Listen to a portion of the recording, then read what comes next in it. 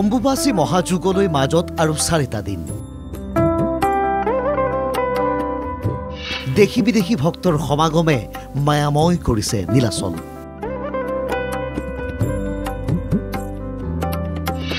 পিছে ভক্তৰ বাবে সুৰক্ষিত হৈ আছেনে নীলাচল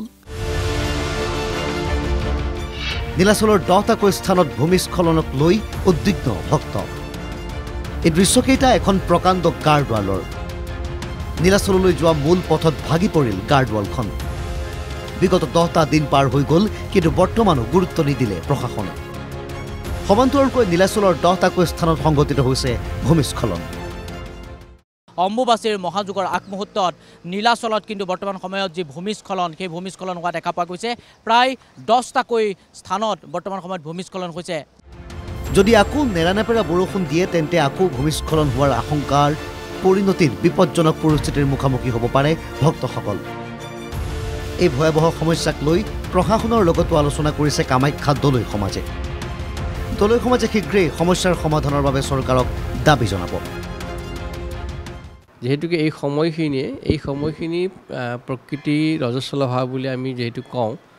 আৰু এই সময়খিনিত অম্বুবাচীৰ সময়খিনিত বৰষুণৰ সম্ভাৱনা খুব বেছি প্ৰতিবাৰে আমি দেখিবলৈ পাওঁ সেই সময়ছোৱাত যাতে আকৌ পুনৰ তেনেকুৱা ধৰণৰ গড়খহনীয়া বা তেনেকুৱা ধৰণৰ ভূমিস্খলন যাতে সৃষ্টি নহয় আৰু যদি কিবা তেনেকুৱা হয় সেই উদ্দেশ্য হাতত ৰাখিয়ে এইবেলি জিলা প্ৰশাসন আৰু চৰকাৰৰ দিনৰ ভাগতে অৰ্থাৎ ৰাতিপুৱা 5 বজাৰ পৰা 6 বজালৈ যাতে গোটেইখিনি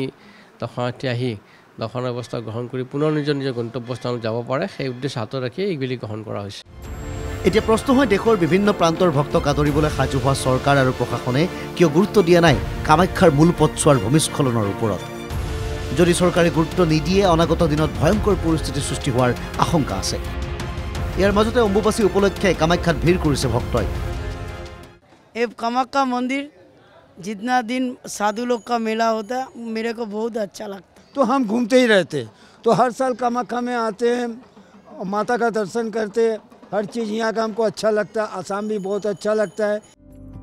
মহা অম্বুবাচী যুগলৈ মাজত 4 দিন সময় থাকোঁতেই নীলাচললৈ এতিয়া দেখি বিদেশী ভক্তৰ লগতে বিভিন্ন বাবাৰ সোঁত বৈছে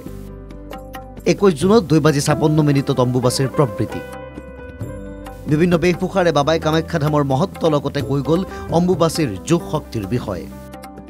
ভিডিঅ' জাৰ্নেলিষ্ট ধনজিতৰ সহযোগত নীলাচলৰ পৰা ৰাকিবুৰ ৰহমানৰ সৈতে কল্পজিত শইকীয়াৰ ৰিপৰ্ট NKTV+